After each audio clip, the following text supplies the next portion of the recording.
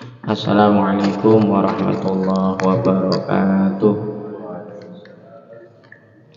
Bismillah, alhamdulillah, salatu wassalamu ala rasulillah wa ala alihi wa sahbihi wa man walah. Wala hawla wala quwwata illa billah. Subhanaka la ilma lana illa ma'alamtana innaka antal alimul hakim. Rabbi shrah li sadri wa yassir li amri wa hlul 'uqdatam min lisani yafqahu qawli. Amma ba'd. Nawana ta'allum wa ta'lim wa tadzakkur wa tadhkir wa naf'u intifa' wal ifadah wal istifadah al hatha ala tamassuki bi kitabillah sunnati rasulih ibtigha amradatillah subhanahu wa ta'ala. Bismillahirrahmanirrahim. Qala al-mu'allif rahimahullah nafa'ana bihi wa bi ulumihi fid dharain amin. Mata au hasyaka min khalqihi fa'lam annahu yuridu an yaftaha laka babal unsi bihi. Mata au hasyaka, apabila Allah membuat jemu, bosan, menjemukan, min khalqika, dari makhluknya. Fa'lam, ketahuilah, annahu yuridu ayyaftaha laka babal unsi bihi, maka bahwa Allah akan membukakan untukmu pintu perasaan senang dengan Allah. Jadi jemu atau bosan dengan makhluk, makom, ya, istilahnya kita sudah memasuki jenjang kok wis mulai bosen ambek makhluk, ya, maka disitulah pintu kebahagiaan dengan Allah terbuka. Selama awake dhewe iki masih seneng ambek makhluk, ya, berarti sik belum kebuka.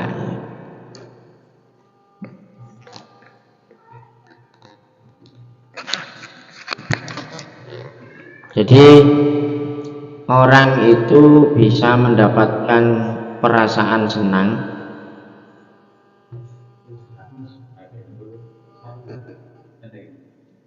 dicabut ya.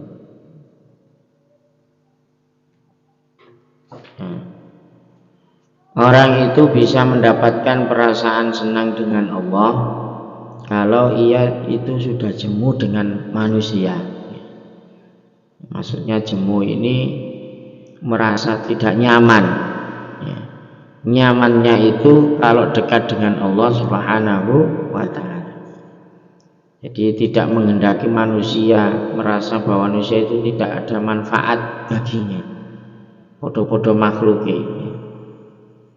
Semuanya makhluk itu kan pada dasarnya tidak bisa membawa manfaat. Yang bisa membawa manfaat hanya Allah subhanahu wa ta'ala. Bahkan makhluk ini menjadikan madharat, ujian bagi kita, ya, dan tidak bisa menolong nanti ketika kita menghadap Allah subhanahu wa ta'ala. Lah, di saat-saat sempit seperti itu, ya, kok tahu-tahu merasa bahagia dengan Allah, ya, berarti mendapatkan pertolongan, ya, bahwa sesungguhnya kebahagiaan dengan Allah itu sudah terbuka. Ya, jadi bahasanya itu kalau ada orang sudah tidak bergantung dengan makhluk, ya, maka dia sudah menjadi merasa bahagia. Pintu kebahagiaan ini akan dibuka oleh Allah subhanahu wa ta'ala. Jadi Allah lah tempat bergantungnya. Semuanya ini mengandalkan, memasrahkan urusannya kepada Allah subhanahu wa ta'ala. Urusan dipasrahkan ke manusia mesti ruwet. Jadi dalam keadaan terpojok itu memang manusia itu akan pergi ke alam malakut. Lah uang wis jenuh, wis mentok, ya, pasti dia akan pergi ke alam malakut golek nggon sing kira-kira nyaman ya. Jadi mencari suasana sejuk ya, dari panasnya dunia, masalah dunia sing kayak gini nih. Di saat itulah kembali kepada Allah dan merasa bahagia, seperti yang dikatakan seorang arif, al istiqnasu bin nas min alamatil iflas.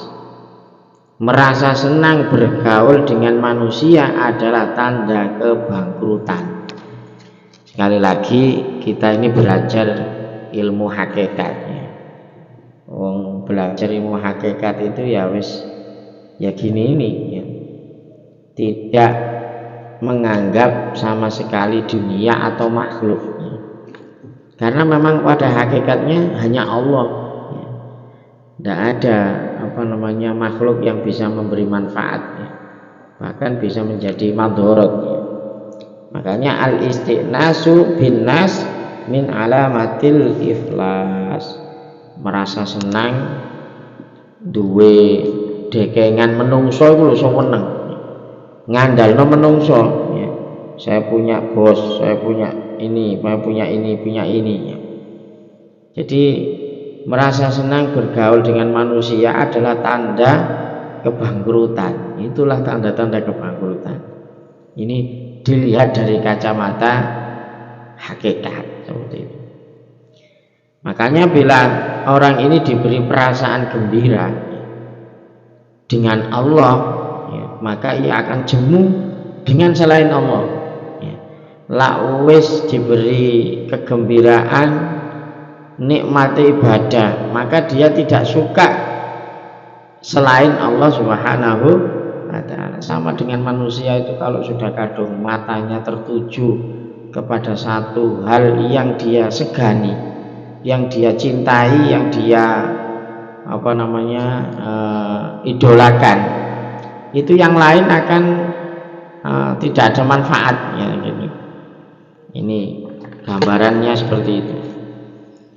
Jadi merasa tentram dengan Allah, apa saja selain Allah tidak akan memuaskan dirinya. Hanya Allah yang bisa memuaskan dirinya.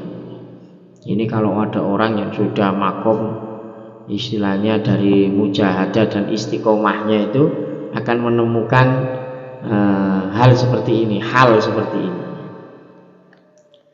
Ada satu cerita yang dialami oleh Abu Yazid Al-Bustami, seorang sufi, seorang wali. Ia pernah diperlihatkan Allah keindahan alam malakut. Jadi duduk alam dunia, tapi alam malakut. Di sana banyak pemandangan keindahan tidak bisa diceritakan dan dicontohkan gak iso, diceritakan di sana pokoknya enak. Ada yang bertanya, adakah dari yang engkau lihat engkau tertarik kepadanya? Tidak ada sedikit pun yang membuatku tertarik, jawab Abu Yazid. Jadi engkau betul-betul hamba Allah. Kalau orang seperti itu makomnya sudah Abdullah, hamba Allah. Jadi misal dari seorang mendapatkan kesenangan ya, melupakan segala kesenangan selain Allah, tertarik sama sekali dengan selain Allah, maka baginya, karena apa? Karena ketika orang itu sudah senang dengan dunia, pasti dia ya jauh dari Allah. Jadi ibaratnya itu memang nggak bisa menyatu, nggak mungkin ya. Makanya orang-orang ahli hakikat, ahli tasawuf itu selalu yang diingat hanya Allah ya. Yang diingat Allah ya, dalam keadaan senang ya Allah, dalam keadaan susah ya Allah. Karena memang wallahu khalaqakum wa ma ta'malun ya. Jadi innallaha khalaqakum wa ma ta'malun. Allah itu yang menciptakanmu dan yang menciptakan apa yang kamu kerjakan ya. Jadi yang jenengan lakukan itu loh ya, itu pun ya atas izin Allah. Jenengan bisa hadir duduk di sini, bisa majelis seperti ini, tidak mungkin ya kalau tidak ditakdirkan oleh Allah Subhanahu wa Ta'ala. Jadi nggak ada sesuatu itu karena ketepaan itu nggak ono. Aku ketepaan iso nang kene, ketepaan iso ketemu awakmu, ndak ada. Jadi di dalam ilmu tauhid, ilmu hakikat, nggak ada istilah kebetulan, nggak ada. Semuanya itu atas izin Allah Subhanahu wa Ta'ala.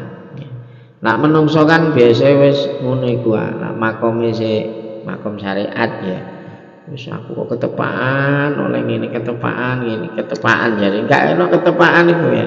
Enggak ada di dalam ajaran ilmu tauhid, dalam ilmu hakikat ketepaan enggak ada. Semuanya itu atas kehendak izin Allah Subhanahu wa Ta'ala. Jenengan meneng-meneng kok dipisui wong, kok ketepaan aku. Gak iso iku duduk ketepaan. Ya memang Allah menggerakkan hati seseorang, menggerakkan lisannya untuk nguji atau untuk misui awake dhewe. Jadi ojo terus mikir kok aku kok gak. Iya. Jadi sama seperti kita sudah berjalan, minggir hati-hati supaya kewabrak ya. Nah ya kok pas aku sing kena ya kok gak wong. Ya, gak ada istilah kebetulan itu enggak ada. Semuanya itu atas kehendak Allah Subhanahu wa Ta'ala, atas skenario Allah Subhanahu wa Ta'ala. Jadi lan jenengan belajar ilmu hakikat, ilmu tauhid iku entek esan pembahasan iki. Gak ana wallahu khalaqakum wa ma ta'malun. Allah sing gawe awake dhewe ya sing gawe apa sing yang dikerjakan ini. Nah, ini ranah ilmu tauhid, ini ranah ilmu hakikat. Tapi ranah syariat ya kudu wajib manusia itu ikhtiar. Ya apa carane gak kena musibah, ya apa carane cek iso duwe-duwe, ya apa carane ya semuanya ada ikhtiarnya, ada ada prosesnya. Ya. Karena sudah diajarkan oleh Allah Subhanahu wa Ta'ala dalam Al-Qur'an. Ya. Allah membuat langit selama 6 hari. Kenapa kok 6 hari kok gak langsungnya tadi? Ya, memang semuanya itu berproses. Ya.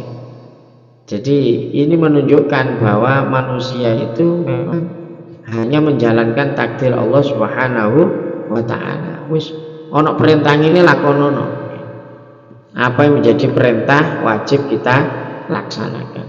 Nah nanti hasilnya itu sudah ranah Allah Subhanahu wa Ta'ala. Aku wis ngene, aku wis belajar ngene tapi kok sik gak iso-iso wis pasrahno Gusti Allah. Karena wallahu khalaqakum wa ma ta'malun.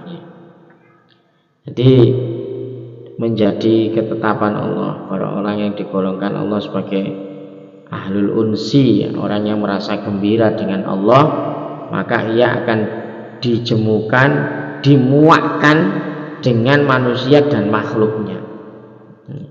Ia tidak suka keramaian, suka menyendiri. Nah, seperti itu. Jadi nanti ada banyak proses yang dijalani manusia itu. Ya, nanti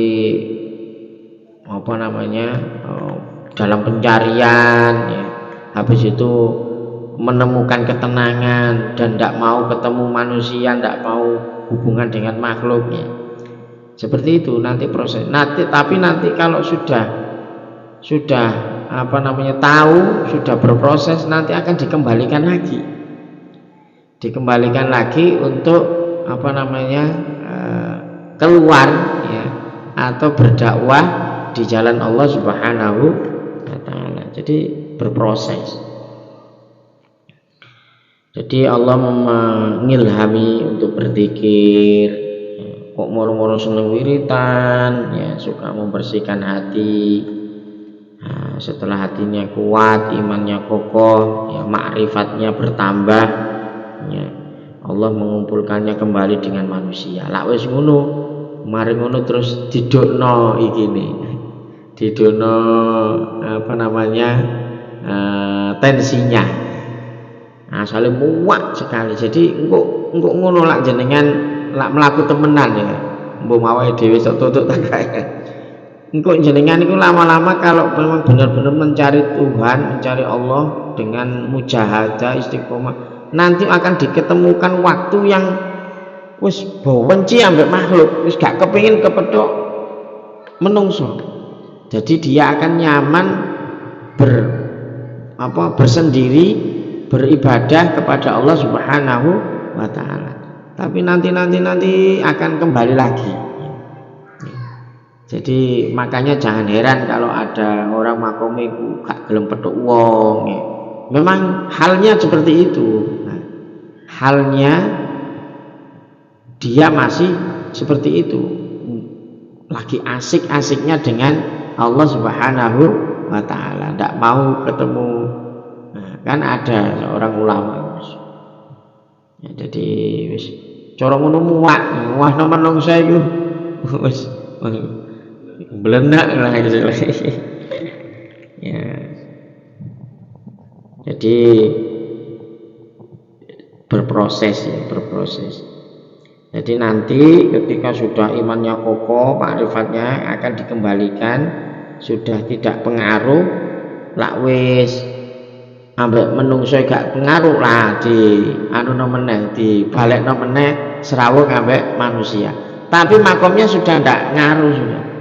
Gak wedi dicelokno, gak wedi dihina, gak wedi, karena dia sudah melampaui makam yang mana dengan manusia, dengan makhluk ini muat.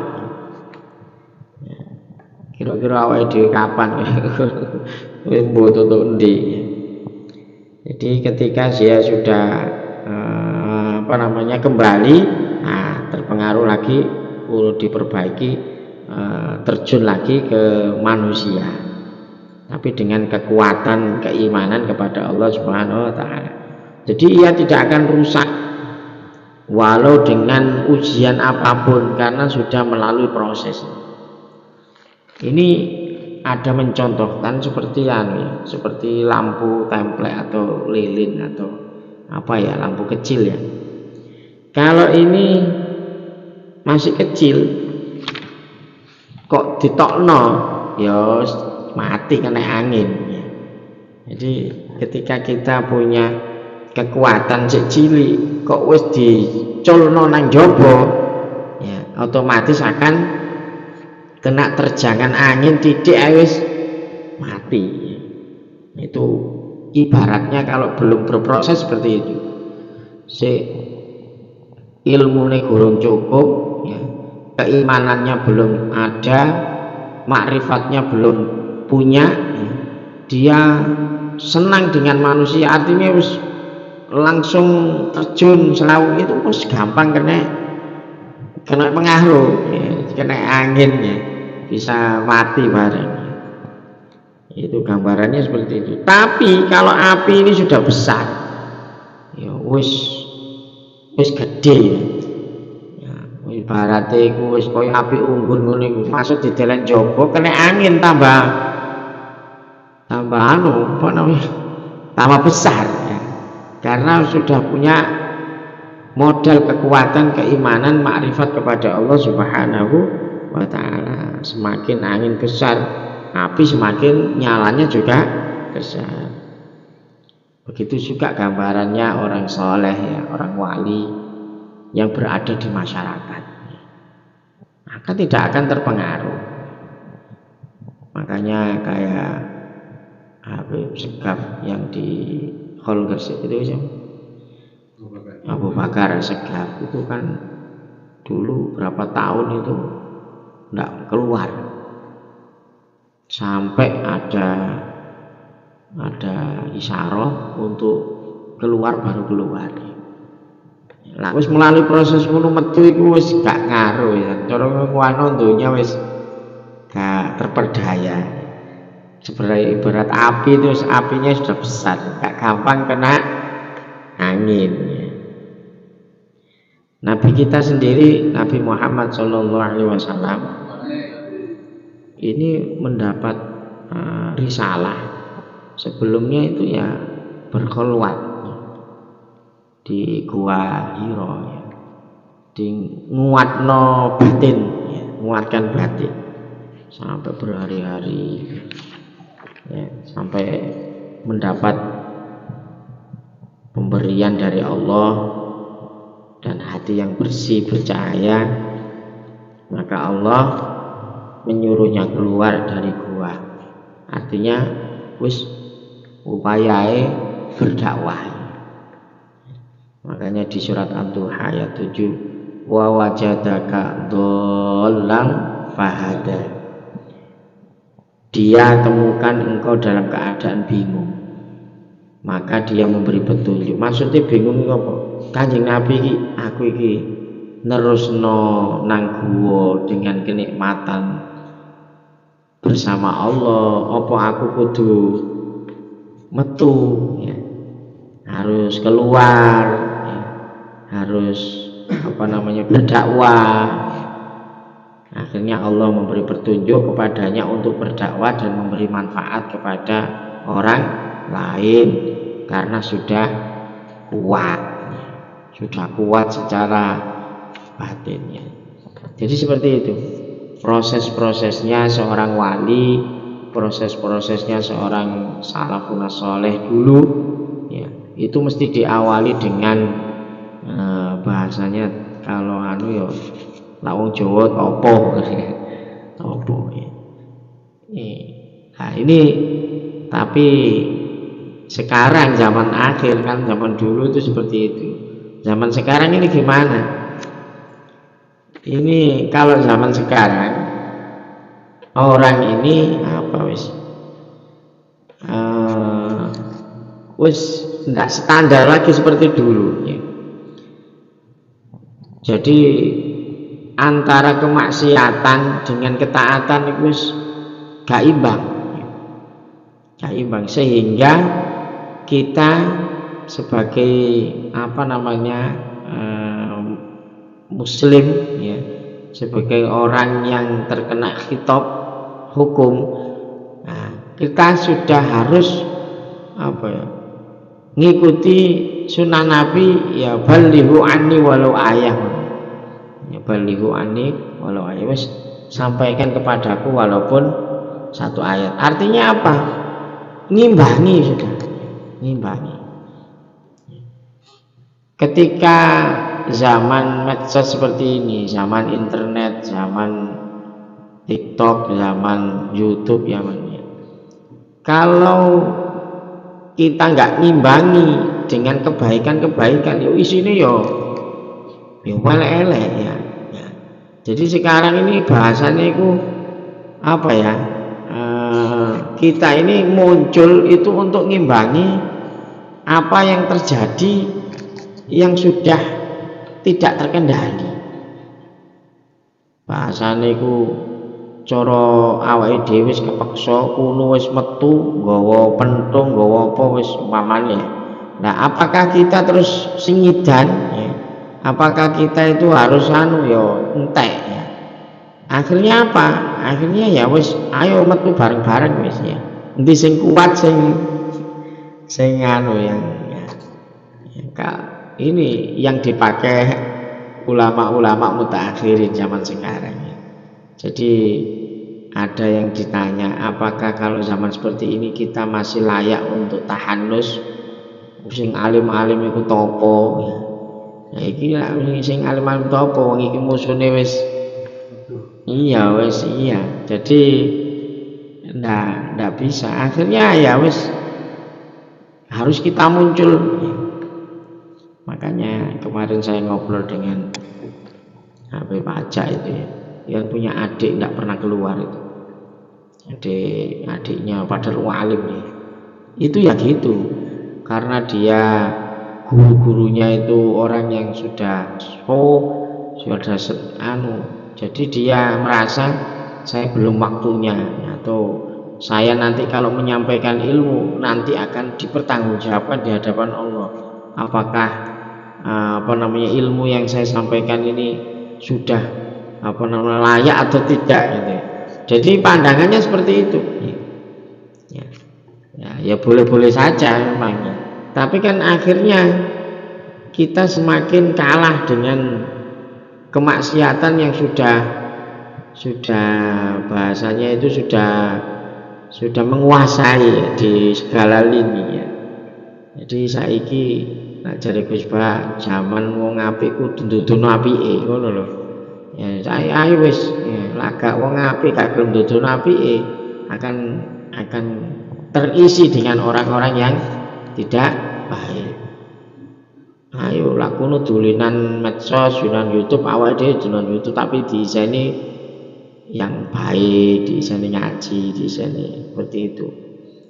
Jadi makanya sambil berjalan, sambil belajar, kita sambil berdakwah.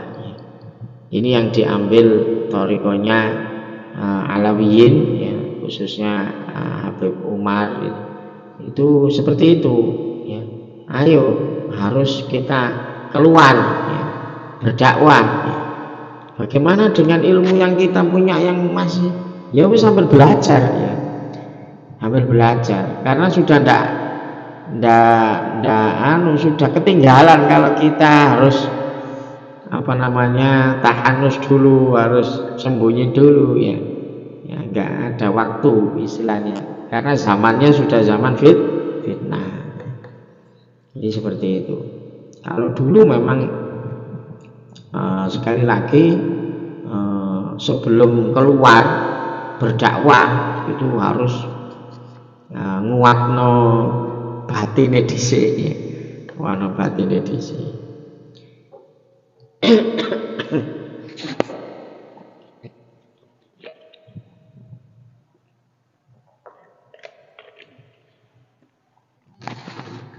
Jadi kalau belum kuat batinnya, orang dulu pasti tidak akan mau. Makanya kalau kita lihat cerita-cerita para Sunan Wali Songo dulu, ya semuanya gitu.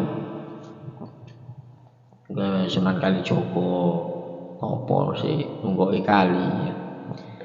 Itu diantaranya seperti itu, memang membersihkan batin dan dia asik dengan Allah Subhanahu wa ta'ala.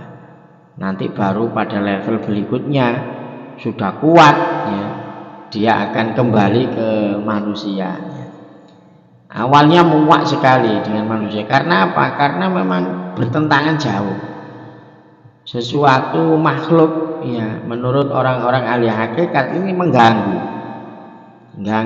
mengganggu hijabnya antara dirinya dengan Allah Subhanahu wa ta'ala. Itu pandangan orang-orang ahli tasawuf. Makanya Rasulullah SAW sempat dibuat bingung dengan tahanusnya ini. Ayat wa wajadaka dholan fahada ini menunjukkan aku iki ya apa ya, ini belum dapat petunjuk untuk keluar. Ini anak saya ini masih, tapi dholan fahada, akhirnya Allah memberi petunjuknya Allah apa? Wis iki wayahe dakwah ya. Waktunya berdakwah, waktunya memberikan manfaat kepada orang lain. Karena khairun nas anfa'uhum linnas, sebaik-baiknya manusia adalah yang memberi manfaat kepada orang lain. Jadi tidak boleh kita itu pinter dipek dhewe, itu tidak boleh.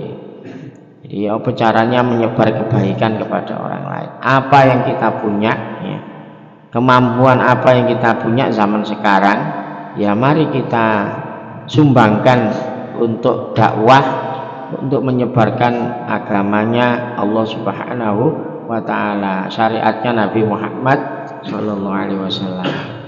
Jadi seperti itu. Jadi kalau jenengan boleh enggak saya berdakwah, aku belum cukup ilmu?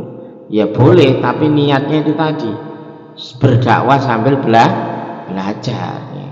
Bukan terus senengane nuturi tapi gak gelem nglakoni, gak gelem introspeksi, gak gelem muhasabah. nanti akan masuk dalam ayat atamuruna nasa bil birri wa tansawna anfusakum wa antum tatluna kitab. Atamuruna nasa bil birri ngongkon wong apik wa tansawna anfusakum, tapi awake dhewe gak gelem lakoni. Seperti itu. Atau ayat kabura maqtan indallah an taqulu ma la taf'alun.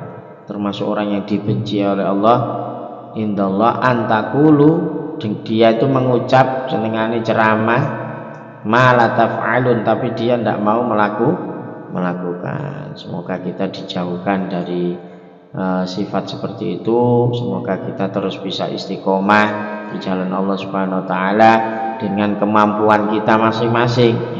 Apa menjadi kekuatan kita gunakan untuk berdakwah di jalan Allah Subhanahu wa taala. Semoga terus istiqomah sampai nanti husnul khotimah. Amin ya rabbal alamin. Ya Rabbana tarafna bi annana asrafna ala ladha asrafna fatub alaina tauba taghsil li kulli hawba wastur lana al-awrati aminir rohati waghfir li walidina rabbi wa mauludina wal ani wal ikhwani wa sairil khilani wa kulli di mahabba au jiratin au suhbah wal muslimina ajma amina rabbi isma fadlan wajudan manna la biktisabi minna bil mustafa rasuli nahda bi kulli suli salla wa sallam rabbi alaihi atal habbi wa alihi wa sahbi idata takhsisu bi walhamdulil ilahi